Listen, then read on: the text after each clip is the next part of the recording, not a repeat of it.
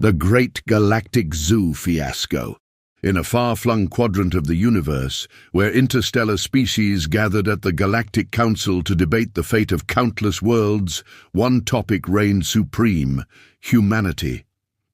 To most alien races, whether benevolent, bizarre, or downright belligerent, the humans were best suited to a life of perpetual confinement. They were unpredictable bundles of greed, lust, and a penchant for war.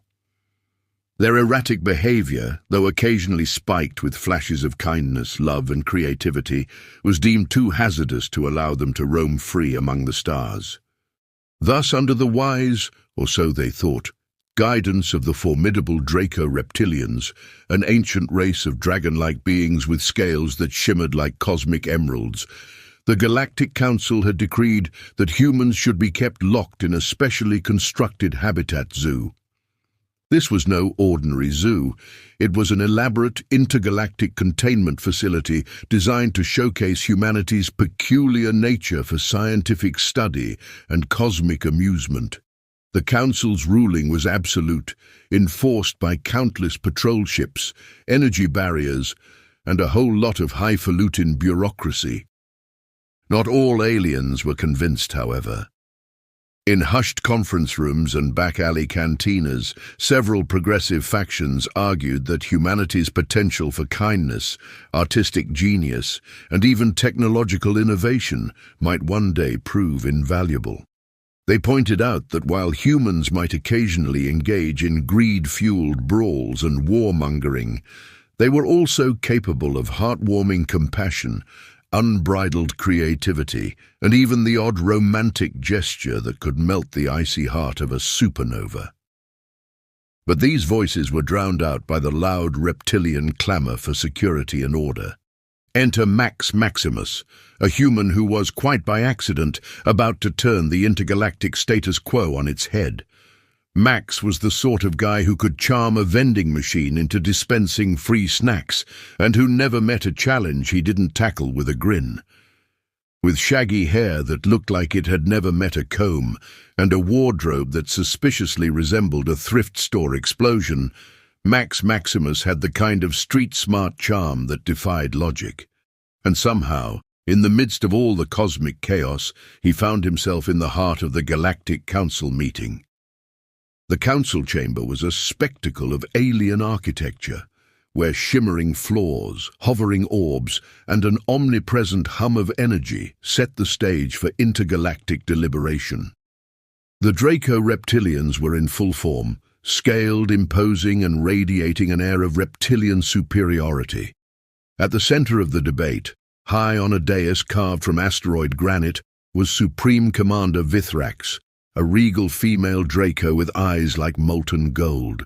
She was the unyielding enforcer of the humans in a zoo edict, a stance that had never before been challenged with such ferocity.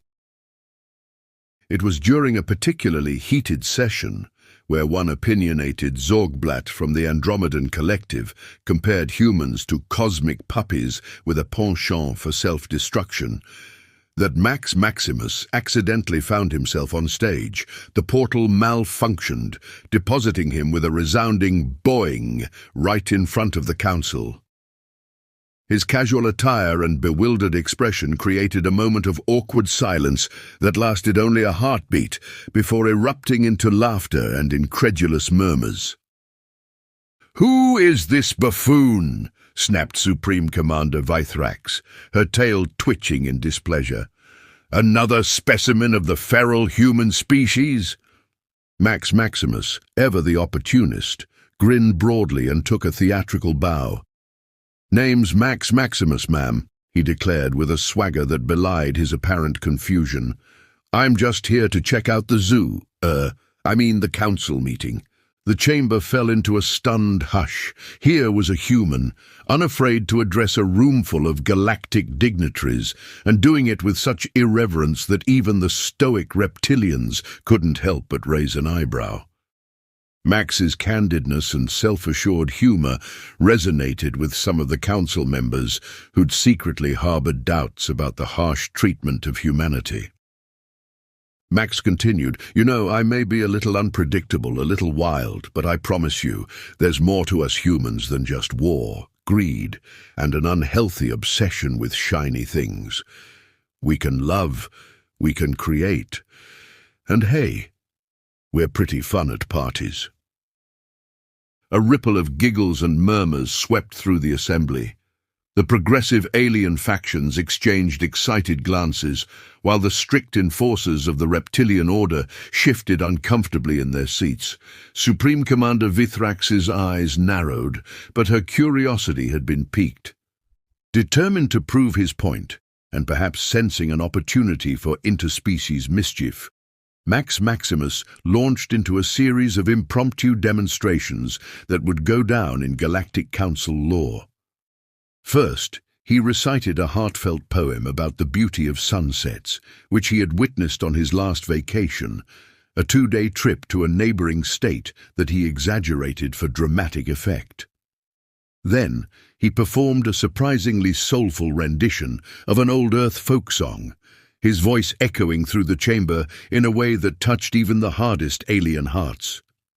But the pièce de résistance came when Max, in a display of charm that seemed almost too effortless, sidled up to Supreme Commander Vithrax during a recess. With a wink and a roguish smile, he quipped, "You know, Commander, for someone as imposing as you sure have a soft side. How about we grab a cosmic latte sometime?" The chamber erupted into chaotic laughter. Some aliens gasped in shock while others clapped, and even the stoic Vithrax found herself momentarily disarmed by his audacity. A few minutes later, in a scene that would be retold across the galaxy, Vithrax and Max Maximus were spotted together on a small observation balcony overlooking a distant nebula. By all accounts, she appeared surprisingly relaxed, her regal scales almost glowing with a hint of warmth, and Max was grinning like a man who had just won the universal lottery. News of the budding interspecies romance spread like wildfire. The once unwavering conviction of the Draco reptilians began to waver under the combined influence of Max's irresistible charm and the undeniable evidence of human creativity and kindness that he embodied. In heated debates that followed, alien factions who had once demanded humanity's eternal confinement found themselves reconsidering their stance. They argued that if a single human like Max Maximus could win the heart of Supreme Commander Vithrax, demonstrating the best of what humanity had to offer, then perhaps the unpredictable species as a whole deserved a second chance. Max's transformation of the Council's perspective wasn't solely due to his romantic exploits. His impromptu performances, humorous anecdotes, and even his clumsy yet endearing attempts at intergalactic etiquette painted humanity in a new light. No longer were humans merely a collection of irrational impulses. They were a species with depth, capable of growth and transformation. Max's antics, even his infamous easy-peasy lemon-squeezy quip when asked how he managed to win over the alien leader, became legendary symbols of the human spirit. The Draco reptilians, along with a majority of the Galactic Council's members, eventually voted to release humanity from the confines of the zoo. The decision was met with a mix of jubilation and disbelief from the progressive factions, while the more traditionalist groups grumbled about the unpredictability of their new liberators. The official decree was phrased in the most ceremonious language possible.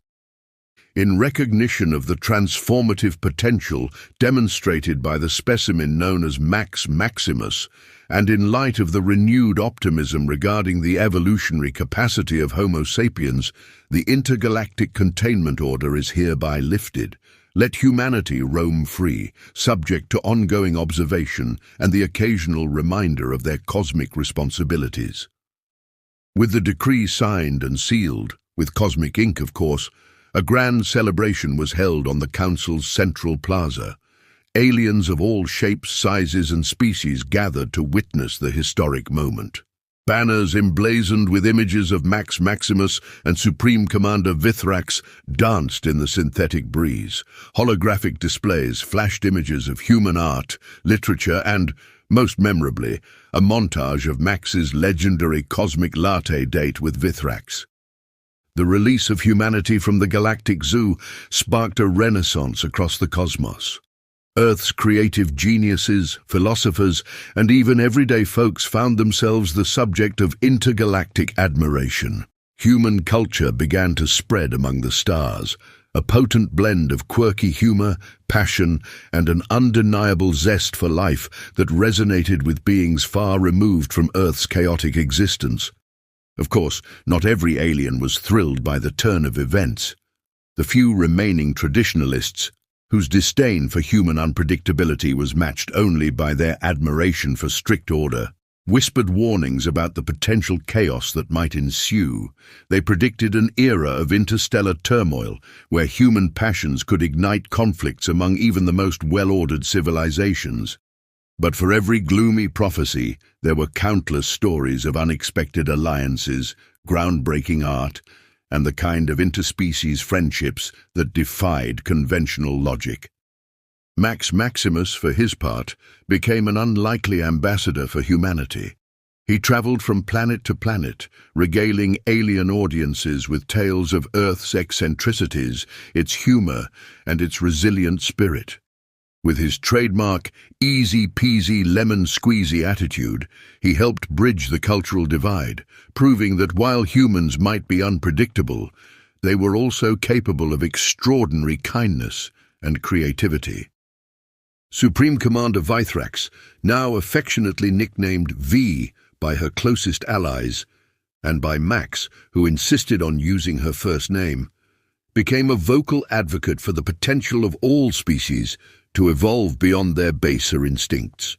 Her unexpected romance with a human had shattered centuries of prejudice, and she used her influential position on the Galactic Council to champion interspecies understanding and cooperation.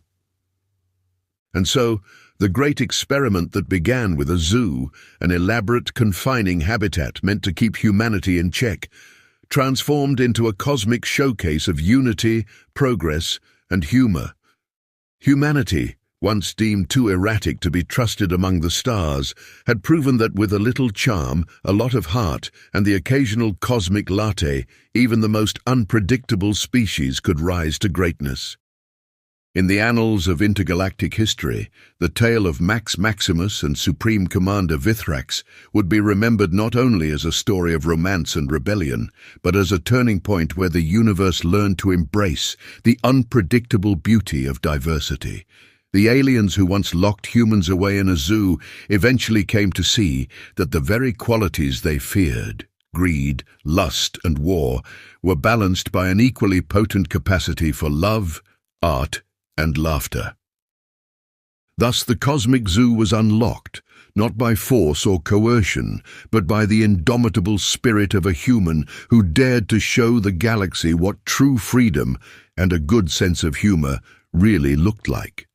And whenever a particularly skeptical alien would mutter something about humanity's irrational behavior, someone would simply reply with a knowing grin and the words, "Easy peasy lemon squeezy." And that, dear interstellar traveler, is how a human called Max Maximus turned a galactic zoo into a galactic playground, proving once and for all that sometimes the wildest hearts are the ones that can change the universe.